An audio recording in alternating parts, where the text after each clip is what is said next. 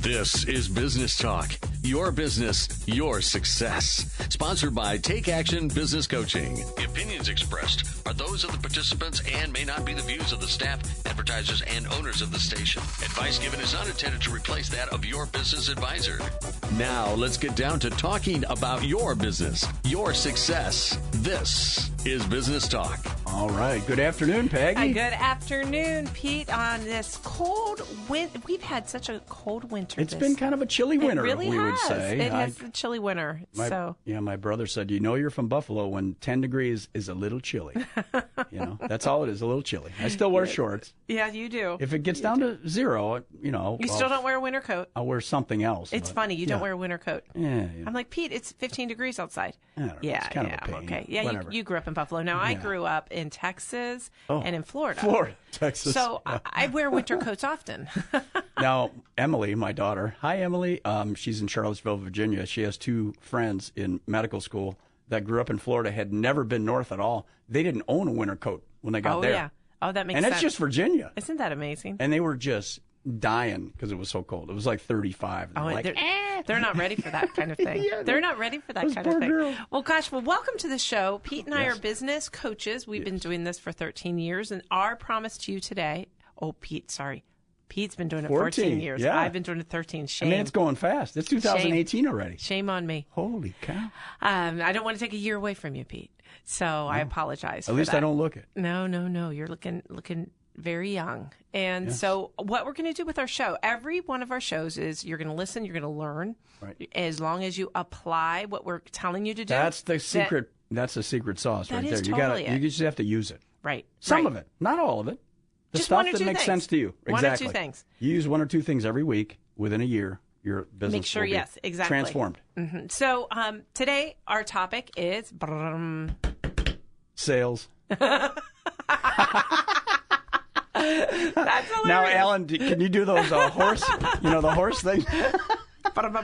Sales. Yes. So we were talking about a sales process. We have this really good book, and we read books with our clients in a lot of cases because sometimes clients and all people, the average American, after they get out of college or formal education is over, how many books do you think they read in the rest of their lifetime?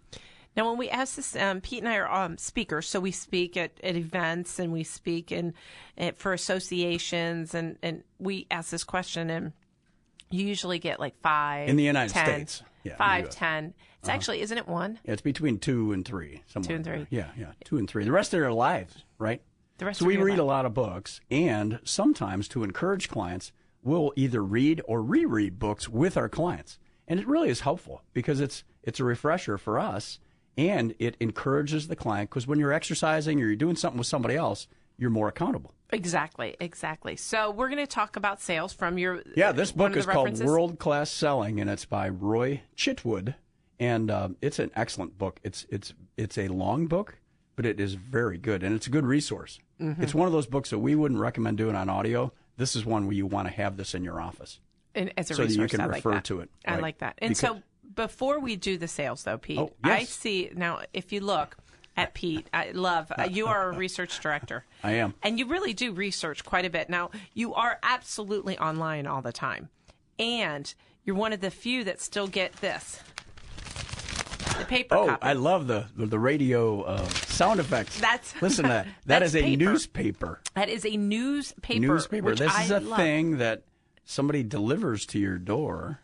And it's in a little plastic bag, and you rip that open, and you unfold it, and there's information there. And it's wonderful. So we have these newspaper clippings, which I absolutely love, that Pete's going to give you some good news. Well, it's almost easier than if you collect some things online, anyway. I think it's, so that, and then you get to crumble it up, and then you get to throw them right in the garbage can. Yep. Okay. Because you know what, Peg? What? More and more and more good news is coming every day.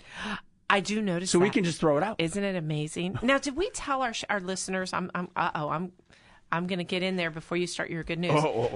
And we had First Merchants Bank is one of the banks that we partner with. Used to be Commerce Bank. Now Yes, it's First Merchants Bank. And they do wonderful speaker series. Right. And they brought in a speaker from Ball State, a professor, doctor, who is an economist. And he was talking about 2018, looking out at 2018.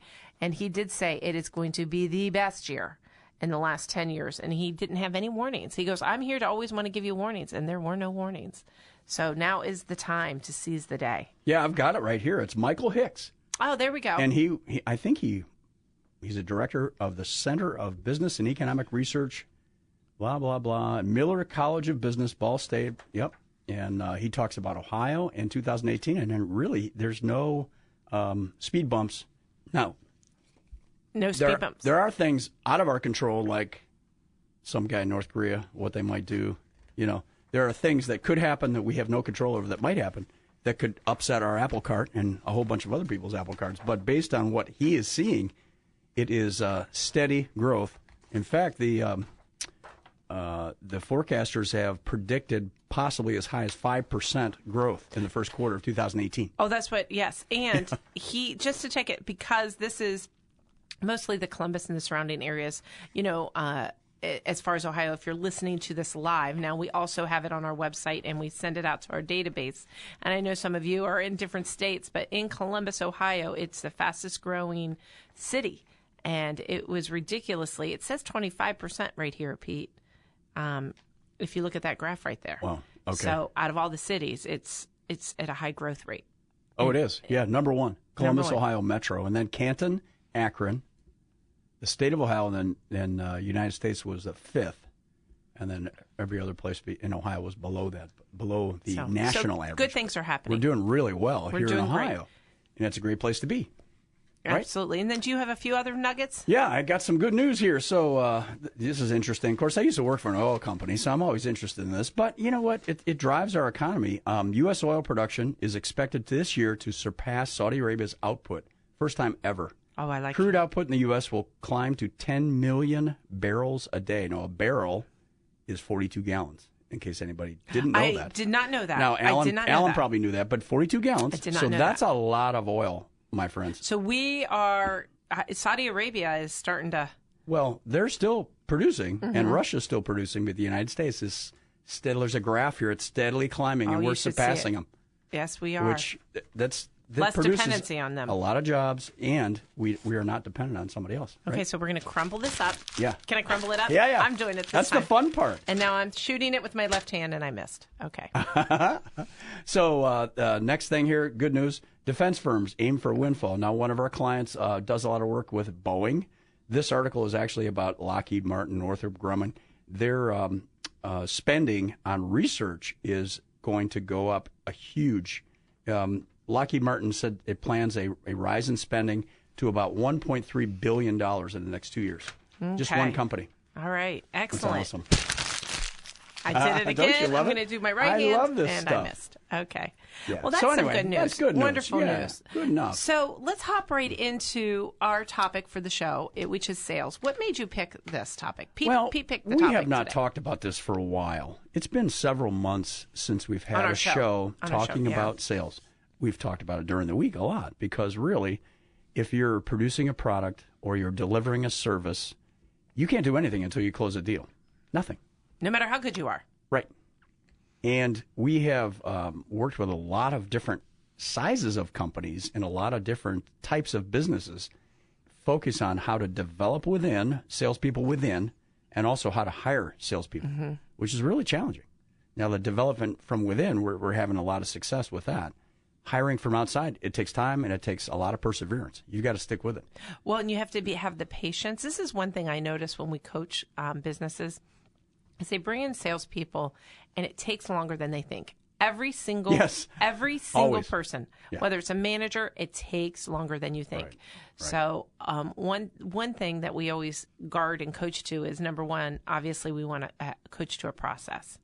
Number two, we want to give them the training skills they need in order to be successful. We want to give them the skills to understand the product, right? So you have to understand what that is. Right. And then you have to allow it to happen.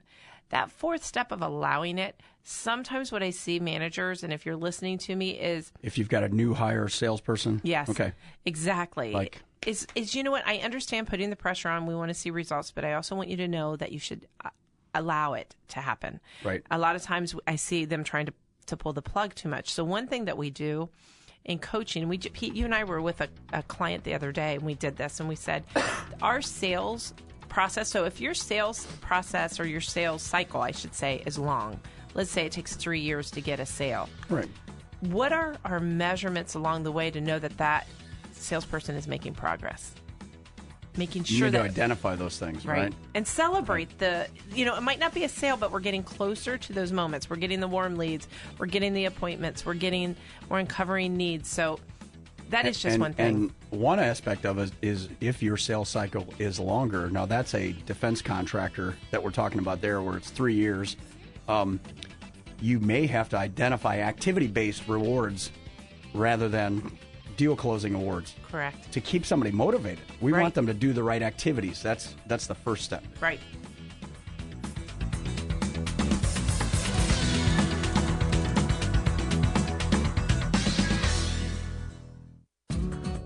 To learn more about today's topic, call 614-306-7922. Now, back to more business talk. All right, so we're talking about sales today. Now, all of you that have businesses, we are, it's a critical part of your business. It has to be. Yes, and we're having fun we're today. Laughing a little. We are having fun today because you know what? Sales is about fun. Yes. And if it isn't for you, then we need to call us and make sure you make an appointment because we have to do a mind shift. At 614-306-7922. Sometimes we haven't even gotten into some of this book.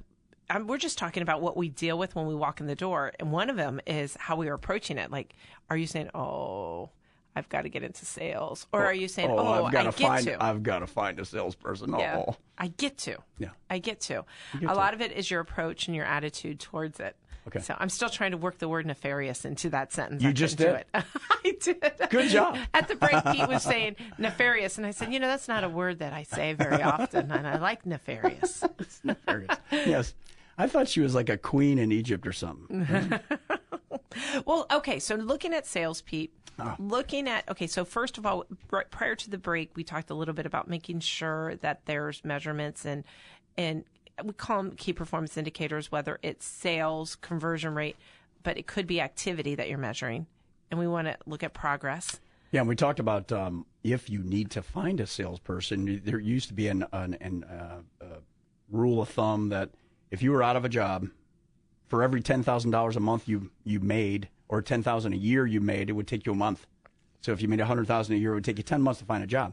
Well, if you're at a company that is selling $50 million a year, it might take you several months to find someone. Right. And this is one thing that we have is we want you to always be hiring. So always looking. You are always going to be having appointments. So let's say you don't have a position, but you tell people, we're always looking for people. Right. Because we're going to go ahead and create a file, Pete, because it does take time. So you guys listening to me as managers, here's one of your homeworks. We want you, Pete and I want you. You and your managers to always be out there thinking about in 2 years and 3 years and 4 years. And we've talked about this a bunch on the show about you need to think of your org chart 2 years, 3 years, 5 years from now, or when you want to retire. If you're 50 and above, you need to be thinking about who needs to be in what position in the future and always have your reticular activating system set on looking for those people all the time. And so every week or every month, you need to have an interview so that if you do need to hire a salesperson. Have a cup of coffee or lunch with somebody. Yes, you're gonna have a file of people to talk to because it's going to be just like you have to sell people on working for you too.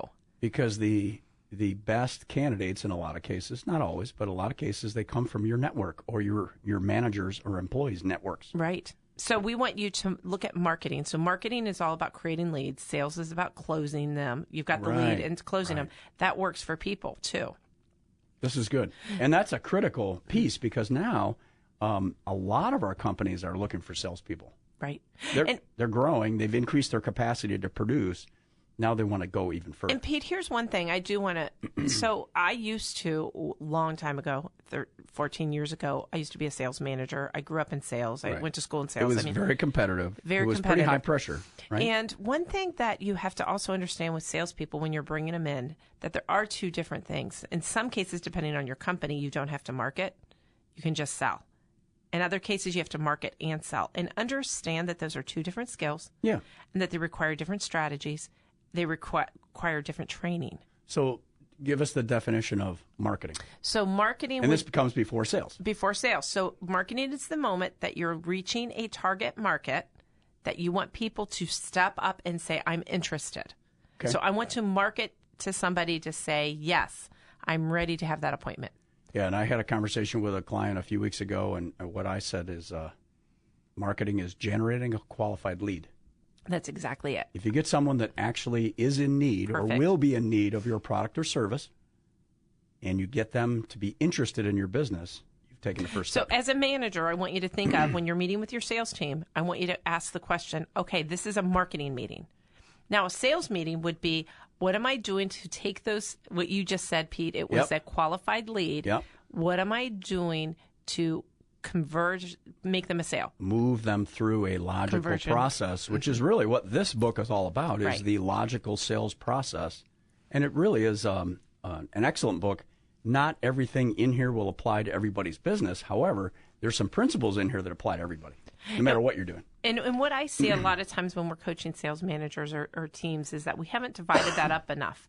A lot of times... Sales and marketing. Yes, because... Yeah. I'll say, well, let me ask you, well, my salesperson isn't producing. Okay, where is it not producing? Is it in generating the lead? Yeah. Is it in the marketing end? Do they have the opportunity to close a deal? Yes. Or and then in the process, what part of the process are they not converting? Is it the close? Right. Or is it the presentation? So that really leads into one of the first principles is a process. You mentioned process a couple times, and I think a simple piece of homework for anybody out there that has not done it already is to, and you can do this on a Saturday morning when everybody else is asleep and you're up early with a blank sheet of paper, and take a stab at your sales process for your business. I like it, yes. Just perfect homework. Make a block diagram, or you could assign it to a couple of people that you think are involved in the sales process in your business, and you do it too. And then when you get back into the business the following week, compare what you've got.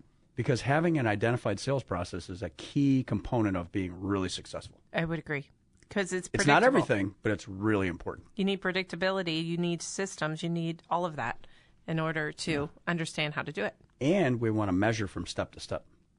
If you have a stepwise process and we know the measurements in between, then we can track performance. Then you can make strategy. So here, let me give you an example, Pete. So we were doing this with one client. And so what we realized is they had 4 different steps, right? Okay. In their process. In the process. Now, this isn't marketing, it's sales. So the lead is already there. So their ability to get from the lead on the phone to get the appointment was super high. Okay. Super high. The point to get from the appointment to the next step was pretty good. Conversion was Conversion high. There. Okay. Getting the contract signed was low. Like how low? Oh, I'm trying to think of all the percentages. There's 4 different percentages. So it was lower than the rest of the people. Okay, it was obviously lower than the other steps. Right. Okay. Yep. So what we looked at is there was another salesperson, and their conversion rate was high. But it confused us, and this is why. Because the person should have been just as high. Like, we're like, what is going on? It was our ability to, what you just said, to look at each stage. And what we found out was when the lead was there, they would go out on the appointment, right? Remember I told you that conversion rate was super high? Okay. What was happening is he wasn't qualifying good enough. In other words, he was going out and talking to people without them being really a qualified candidate. Yeah, and I look at that as a business coach, and doing this for a long time, is that's a time management opportunity, because your time is precious. No matter what role you're in a company, your time is the most important thing you have. If you qualify well and don't go on appointments that are unqualified candidates. That's exactly it. You're going to save a ton of time. Right. So the resources and he was using. And it's better for them, too. Well, he's using companies' resources. Of course, yeah. So what we did, and this is what we did in the last year, because we went to the other person and saw, oh, wait, they're not going on as many appointments. And they're closing more? Yes. Okay. They're closing more. Their conversion rate was high. Because they're taking them out earlier in the process. But if you do that over the phone, you spend less 20 minutes with them. If you do that when you go face-to-face, you might spend 2 hours with them. That's exactly what was happening. Driving, et cetera, et cetera. It was exactly the time, 20 minutes and 2 hours. And what we really, and we're busy. Keep in mind, we're busy. Of course. So what we did is we created one thing we said is we don't have a consistent strategy to what are we saying and how are we prospecting, taking those prospects and scrubbing them, so to speak, so that we go out. And okay, of course you taught me a lot of this stuff, the difference between sales and marketing. I didn't know. I mean, I'm a chemical engineer, for crying out loud. I didn't know. But what I have learned is that if you qualify well, you're going to increase your conversion rate. One way to qualify well is to get really, really clear on your target market. And to be able to ask questions and to be consistent. And so we did that, and guess what happened? What? Our sales went up. We spent more time with the right people. Person. Right. Yeah. Our conversion rate went up. Our sales went up. We spent more time. That's why this measurement is important. Because you know what? A lot of you guys are busy, and you probably have 5 or 6 or 7 salespeople. I guarantee you don't know their sales.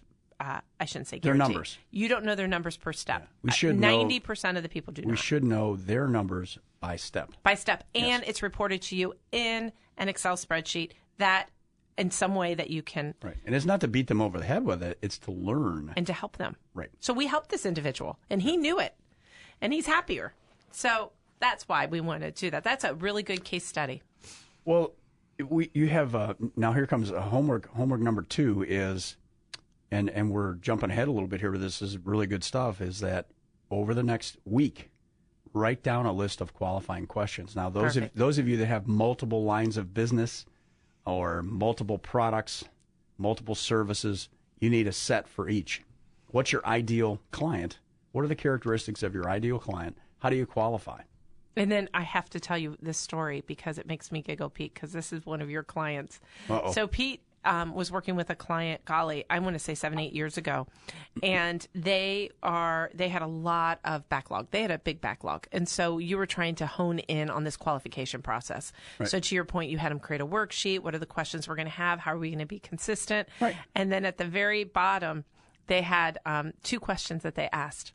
Oh, I know who you're talking about. Yes, yeah. You know who I am. Oh, Do you want to take it over? Or? Yeah. The punchline These is guys this. are great. They got a lot of their leads by magazine ads because they're out in the country, and they advertise all over the country through these national magazines.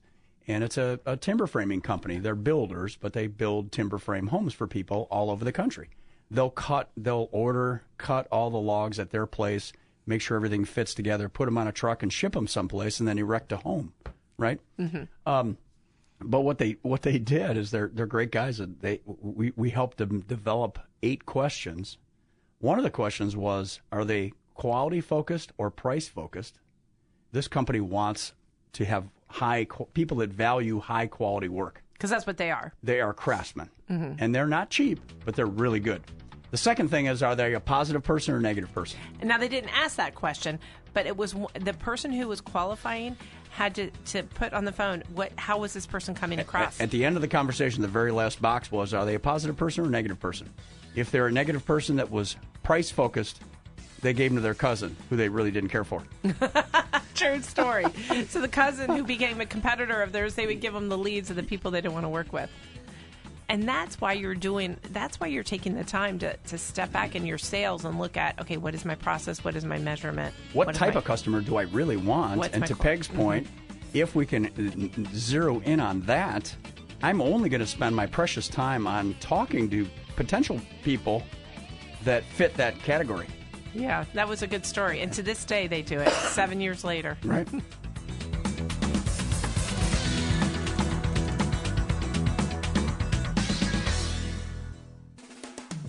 Could your business use some help?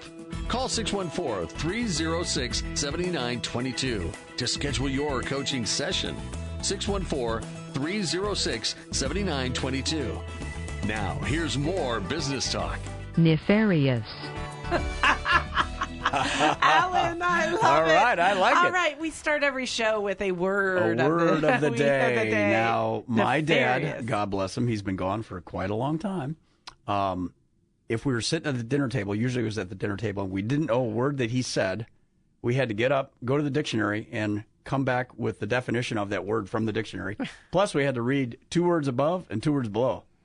I love it. It worked. And he knew them all. Oh, yeah, it worked. Okay. It worked. Yeah. Nefarious means very wicked, villainous. I love villainous. We don't use villainous enough. No, right? that's another word. We rarely use Nefarious villainous. and villain. Okay, so you listening, your job today is to use the word nefarious today. And villainous. And Both villainous. I like that. that. Villainous. Ooh. Those are fun words. Nefarious. Excellent. We're having fun today. Now, that's Peg in her evil voice. Oh, yes. Nefarious. She was a nefarious salesperson. Right? Well, we are talking about sales. I like that. And Pete had used that on the break, nefarious. And I said, you don't hear that every day. So that's the reason for our fun word of the day. Now, one of our principles, not in this book, is that we're really there to help our companies help people that they need to help. And you're as a salesperson, you're there to help that person get what they need.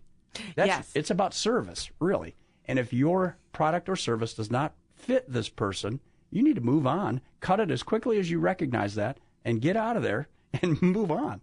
Right. And that's part of qualifying. It's not to flush people. It's to make sure they find another company that's maybe a better fit for them.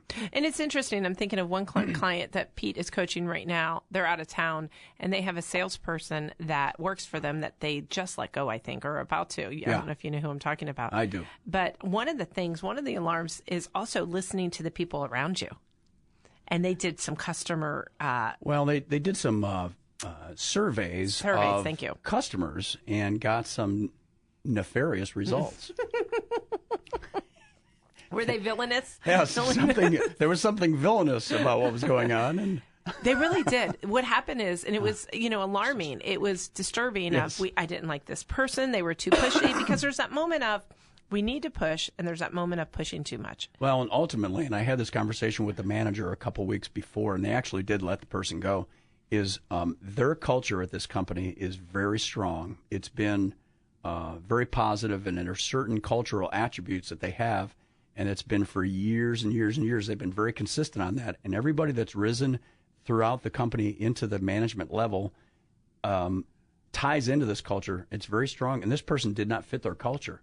And when I asked the manager, does this person fit the culture that you have and what you want to maintain here? And he said no. I said, okay, well, I know the answer to this. Well, and it wasn't going to change. No. And so that's when we can get let go. Let go. So our topic to this has been sales. Yes. And so if you want to hear any of our radio shows, I do want to take a moment to say go to our website at takeactionbusinesscoaching.com. And click on the Business Talk icon, and all of our past shows are on there. Absolutely. Right. And you see a picture of us, too. Yes. And I look pretty nefarious in front of the water. Of our team, which our are villainous team. Don and Michelle and Pete and I and Amy. And Amy, right? Amy. Yep. All right, so Pete, tell us a little bit. So we're talking about this book, World Class Selling. Yeah, and this the author is Roy Chitwood. It's a second edition. It's called The Science of Selling and the Complete Selling Process. And this person is very process oriented, but I think he's got some really good principles that apply to darn near any type of a business. So think about these things.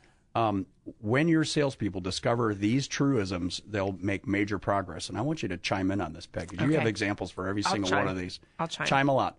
The way to control a conversation is not by talking. It's about listening. Holy cow. And oddly enough, that's number one. Well, and okay, so I do need to chime in on this, because a lot of times when we are hiring a salesperson, we generally want them to be very people-oriented, which in the DISC behavior profile, if you're familiar with it, you want like a high I. Outgoing. Yeah, high I. Talkative. Mm-hmm. Maybe even an S. And those are people that are outgoing and talkative. But to your point, you got to be careful that they're talking too much, that they don't talk too much. And you have to know, and it's a part of it is emotional intelligence. You have to know when to be quiet. Mm-hmm. And that's not easy. No. Okay, so I like that one. Okay, so that's one. The only time you know what your prospect is thinking is when he or she is talking and you are listening. That's another That's listening. A corollary. That's a corollary. I like that. Well, there's another word. Oh, corollary. Corollary. That's Villainous, 4 syllables. Nefarious and corollary. Okay. We haven't heard that one since, geometry? It was 10th grade. We had a proof and then a corollary. Yo, that's frightening. You remember. Oh, yeah, I do. I remember Mrs. Matiich. Oh. You remember him. Oh, my goodness. Ooh. You remember your teacher even. Oh, yeah, I do. Ooh. I like trig a lot better than geometry. Oh, geometry was horrible. Well, you're Mr. Math. So. I'm Mr. Math. I love math. I did not like geometry that much. The human mind is able to multitask when it's listening, but not when it's talking. Ooh. Think about that. I got to say that again. The human mind is able to multitask when it's listening, because your mind can go a lot faster than the words. But not when you're talking. So if you're talking, you can't think. So we want you to listen. Love it. Okay. And think. I like that, Pete. These are all good. Therefore, whenever the prospect is talking, you know exactly what they're thinking. And I'm just chiming in here. You please want to read their body language. Oh. So making sure that when you're not talking, it means you're observing. Where are they? And what are you looking for? I want to tell you what happened the other day. So Don and I were talking to a new client of ours, and we were asking a question and listening. And it was interesting because I could see them visibly get upset. They were very upset at a certain point with what was happening. And it wasn't really their words. It was their body language. You saw could it happen. See it. You could see the expression on their face. Now, I wasn't there, but I bet sometimes when you really start to examine a business by asking questions and surfacing some opportunities that haven't been taken advantage of, sometimes people get upset. Well, they get uncomfortable because they blame themselves like, I know better, I should be doing better, I've been doing this done longer. That. So if you guys are listening, as you're listening, thinking about your business, as coaches, we come in and help you. And you shouldn't feel uncomfortable because guess what we do? We accelerate the heck out of everything you're about to do. And we're not going to worry about what you didn't do last year or the year before. Who cares? It's over. It's about what you're going to do. We're thinking forward. Well, it was interesting because Michelle and I were meeting with someone last week, and we met with this gentleman, a prospect, and he goes, my God, I should have had you 20 years ago. And we get that a lot because people don't understand what business coaching is. We're still a secret. And the reality of it is we got to stop being a secret because we're here to help. Yeah. And since you said that, I'm thinking about another client related to the one with the 8 questions. This is an Amish gentleman. Yes. Who was working 70 hours a week, had been doing it for 20 years. And we worked with him for a couple of years and got him down to 50 hours a week, which still sounds, I mean, he works really hard. Well, and he started a third company. But 50 hours a week and delegated some, elevated a couple of his employees, and no problem. He's so happy. And he could have done that 15 years earlier. If you are interested in Pete and I meeting with you one-on-one to see what opportunities can be, and here's the thing, you're going to get upset. I'm just going to tell you right now, you're going to be upset because you're going to be saying, I know I should be doing this. I know I should have done this. And you're going to start being hard on yourself. Here's the thing. We're going to sit down and we're going to say, we get it. And we're going to create a plan. We're going to help you execute. But it's all about progress. It's not about beating yourself up. It's about thinking about, well, where are the opportunities for development within my business? Where do I want to be in 3 to 5 years? Creating a plan and then helping you execute. I love it. Right. And then figuring out what you're not going to work on and let yourself off the hook on those things. And if you wait, guess what will happen? You don't do it. You don't do it. You don't do it. 1 year becomes 2 years. It becomes 3 years. And I think that's when we meet with you, Pete and I feel a personal responsibility for saying, you know what? It's been long enough. Let's move forward if you're ready. If you're ready, then let's do it. Let's not think about it anymore. And not, give me another 2 weeks or 3 weeks. We're going to do it now. It's action coaching. Yes. Absolutely. Right. Okay, get back to the list, Pete. All right, here's more on the list now. Okay. These are things that your salesperson or you discover about sales. You control and direct what the prospect is thinking by the questions, the fact-finding, open-ended questions that you ask. Okay, so here's an exercise I want you to do. In your meetings, your sales meetings, I want you to have a couple agenda items, one of which is I want you all to come up with the best questions That's great. that you ask to uncover what's going on. Now, this applies, and I'm thinking of, we have a client that's a manufacturing company. We just help them with interviewing. We did our group interviewing process the first time with them a couple weeks ago. They were so excited about it. One of the big things is the questions that you ask. We ask open-ended questions that are very broad and get them to tell us a story. And that's when you learn the most. Exactly. It's the same thing. Same thing. It's the same principle in sales. You're actually selling when you're hiring an employee, right? You're selling. You're trying to get to know that person really well. And the same thing with your prospect. You're trying to help them the best. See if you're the best to help them. Well, exactly. And you've got to ask great questions. So one other book that we really like is called Question-Based Selling, and I don't remember the gentleman's. Thomas Freeze. Oh, very good.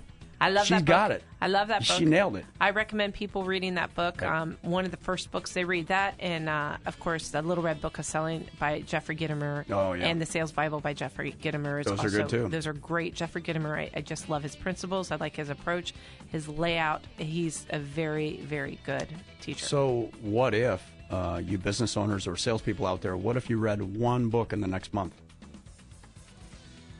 Nefarious.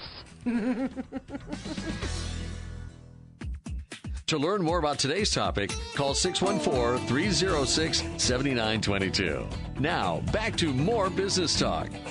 We're talking today about sales, and we have a book here called World Class Selling by Roy Chitwood, and we've used this with several clients. And actually, right now, I'm rereading this book with one of our clients in New Jersey, one of the sales guys at this, and they have 5 full-time salespeople that are out in the field all the time.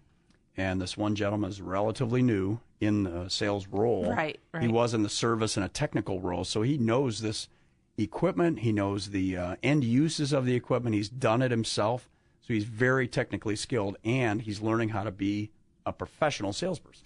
I like that. Yeah. Okay, very good. And we're doing this list. I like this list. So go. Yeah, it's good stuff. Let's continue. We've been talking about things that a salesperson, it could be you if you're the business owner and you also do a little sales. We have a lot of clients that are like that. Their business has grown. However, they still enjoy getting out and meeting customers. Right. So that's very common, and that's okay. Since people buy emotionally and justify the purchase logically, feeling-finding questions are more valuable to the sales professional than fact-finding. Feeling-based questions. So what you're doing in sales is getting at emotion, because 80% of sales is going to be an emotional decision. Right. So asking, and here's one thing that we see salespeople, they're afraid to ask sometimes those questions because they're afraid to get at the emotion. And so here's... They stop digging when they see some emotion starting, and they stop. Right. And what you want to ask, here's always a good thing is, let's say you're selling a piece of equipment and you're asking them about it, and then you can say, how does that impact you? How is that impacting you? How is that impacting the business? How is that impacting your team? Right. That's a really great question to get at emotion. Right. Now, you don't want to get at emotion right away, like starting with the first question, because you need to earn the right to build up. Like first, you want to do good point. Closed-ended, this is from Thomas Freeze, which I love, which is his question-based selling, is starting the conversation out with closed-ended questions is okay because you're building rapport. And only until you get that rapport and start allowing and get permission. We always like to get permission to ask the questions. We call it a positioning statement of, I'm going to ask you a lot of questions. Would that be okay? We're going to talk about solutions and make a decision today. You're going to ask for the sale before the sale. And some of those questions are going to be closed at the beginning and then open at the end. And then when you're getting at emotions, start talking about how does that impact? Mm-hmm. That's the emotions. That's the feeling. Got it. And in Thomas Freeze's book, Question-Based Selling, he has a really good chapter on that, of getting to emotion. So I'm thinking about this client in New Jersey, and we've got some across the country. They're doing very similar thing in different parts of the country. They sell equipment that might cost $100,000 to $150,000. Right, to a company that has employees using this equipment. If they use it properly, it can save them hours of time on sales that are $7,000 to $9,000 each. Right. So if you save $500 worth of labor on every sale that you make, and you do 20 of those a week, what is the dollar value of that? And if you're talking to a general manager or even a business owner that owns this shop where they're using this equipment, if you can put it in dollars and cents and then say, look, what would that mean to you personally? Yes. When this happens, and it will happen, because the guy down the street's doing it, and you can come with me and take a look to see if it's actually happening. What would that mean to you? I like that. How does that help you? I know it helps the guys in the shop. That's great. But what does it mean to you? I like that. That's good. I like that. Okay. So again, I'll just repeat that. You control and direct. Since people buy emotionally and justify the purchase logically, emotional first, logic second, feeling-finding questions are more valuable to the sales professional than fact-finding. Yes, of course, you have to have facts, right? Right. And you have to have feelings as well. Perfect. Even though feeling-finding questions uncover buying motives, most people are oblivious to the fact. As a result, they erroneously dwell on facts only and overlook their prospects' likes, dislikes, opinions, and personal experiences. In other words, you've got to drill in to find out what's driving their thoughts. Right, exactly. And, one of the things that is I want to say not a veteran, but a rookie salesperson might be inclined to do, and that's when you're selling the features versus the benefits. Oh, right. And Features. that's facts. That's facts. You know, look at this, look at this, look at this, look at this, and we don't even know. That gets back to listening. Yeah. Absolutely. It's focusing on them and the results that they're going to enjoy once they have your product. Love it. Yes. Okay. So here, I'm just moving on to the next topic here. Critical salesperson's role. These are 7 things that a professional salesperson should do. Okay, I like this. All right, okay, ready? 7 things. Now, if you're driving, do not write these down. You can go to our website. TakeActionBusinessCoaching.com. And click on the Business Talk icon, and you can find it. It's going to be under sales. Correct. Okay. So, these are one of the things listed in descending order of frequency cited. This is from a survey. Managing our satisfaction personally. So you need to personally manage the customer satisfaction. I like that. As a professional salesperson, right. Got it. I like that, Pete. Number 2, understanding our business. Okay. It sounds basic, but you really do have to understand. You mean the business you're selling? Uh-huh. Got it. Oh, Here's one of my pet peeves, by the way, that I don't care for. Oh, here we go. And this was me from way back when, like 20 years ago as a sales manager. I would like you to avoid the question, well, either on the phone or in person, I just want to hear, I want to know more about your business. Tell me about your business. And I mean that in the sense of, I want you to already know about his business before you talk to him.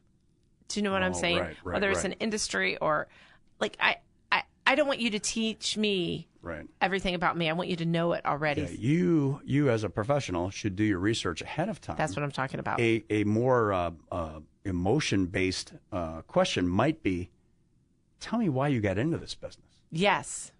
And 90% of the business owners are going to say, well, I love this business because I did it myself. And I decided I want to own my own place. That's that type of... And they get excited about it. So just sitting down saying, tell me about your business. I just need to know more about your business. How is that benefiting them? Right. Anyway, so go ahead with your question. All right.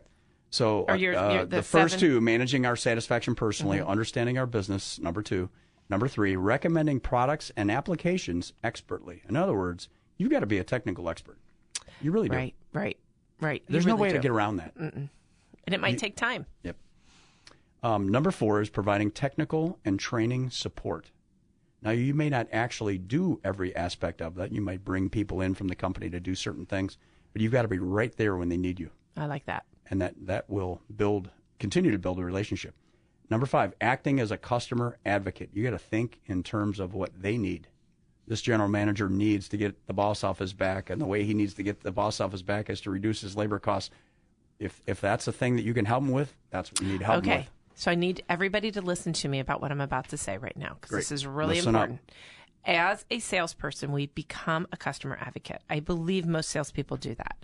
I believe that naturally. They naturally do that, and I believe that they fight for their customer. Okay. I think what can happen, and if you're a salesperson and a manager, I want you to consider this. Is it sometimes at the detriment of your team? So in other words, within the company, are you yelling at Pete in operations because he's not treating our customer in sales enough? And are you creating a division? I'm laughing because Hank, my buddy who was a salesperson at Occidental Petroleum, where I used to work for a long time, he's a great guy. But, boy, he'd call me up sometimes and just read me the riot act about some shipment that was delayed or, something that was going on. And I got it, But he was the best sales guy we had. And I went out on the road with him for a week and spent some time, went to a bunch of different customers with him, and he was awesome. Well, and here's what I'm saying is don't call up your boss or your operations guy and read him the riot act. Right. That is not what we do. And so often in coaching, I'm dealing with, or Pete's dealing with the other end of what it creates. Yelling, being harsh, demanding. You may get the opposite response from what you're looking for. We need you to be an advocate, not just for your customer, but we need you to be an advocate for your team within, your internal customers. Right. And don't forget that. And that creates a division in a company, and it hurts a culture. Yeah. And then guess what happens? It hurts your customer in the end. So we need you, and if you are, here's one thing, if you are in a battle right now with operations and sales, or if you have, office and in factory, we need to come in and create an alignment. Right. We do an alignment where we get everybody together at least once a year, sometimes twice a year. So we do that, and we would recommend that. Now listen to item number 6. Yes. It applies. Solving, this is what a professional salesperson would help do, solving logistical and political problems. There we go. I just spoke to it. You did. That is your job. Your job is not to do nasty emails. Your job is not to upset the apricot. We want to create a solution together, right, and not do it to us versus them. Like like the emails of what are you doing to get my product to my customers? Right. And sometimes you need to help the client with an issue, a political issue they have at their facility. Right. Hey, my boss needs this, this, and this. Well, great. What have you done to address those things? Let's talk about it. Maybe we can come up with a way to present it to them that will help you. That's good. Okay, number 7, finding innovative solutions to needs. There you go. We're about solving problems, right? Great salespeople are problem solvers. That is what you are. That is a great one. That's a key one, I think. That is a key one. You've got to have a mindset of problem solving all the time. Can you, so Pete and I were going through, as business coaches dealing with clients, just run through the 7 real quick again, because they were good. Yeah, this is critical salesperson roles. Managing our customer satisfaction personally. 2, understanding our business. 3, recommending products and applications expertly. In other words, you've got to be a technical expert. Number 4, providing technical and training support. Number 5, acting as a customer advocate. Number 6, solving logistical and political problems. Number 7, finding innovative solutions to needs or problems. A professional salesperson will have all of those things. There's a lot. It's not just about going out and closing a deal.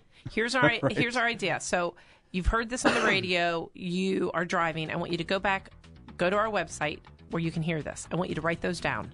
Then I want you to take them to your sales meeting. I want you to put those on a piece of paper. I want you next to it to put a scale of 1 to 10.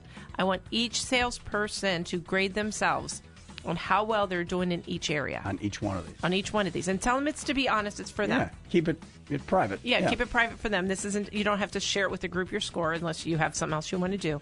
Then I want you to meet with them one-on-one and then pick 1 to 2 of those elements that they're going to improve upon and create strategies around it. If you have a very good feel for how each of those folks are doing, it'd be great if you rank them and they rank them and you compare. Perfect. Even better. If you have a great relationship with them, you should be able to share these things with each other and talk about the differences. Great time to review, because that's what Pete and I do at Action Coach, is we're going to apply it.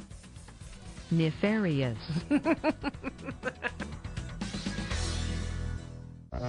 This has been Business Talk, your business, your success. Sponsored by Take Action Business Coaching. The opinions expressed were those of the participants and may not be the views of the staff, advertisers, and owners of the station. Advice given was not intended to replace that of your business advisor. For more information about the topics discussed today, call 614-306-7922. 614-306-7922. Tune in next week at this time for more Business Talk, your business, your success.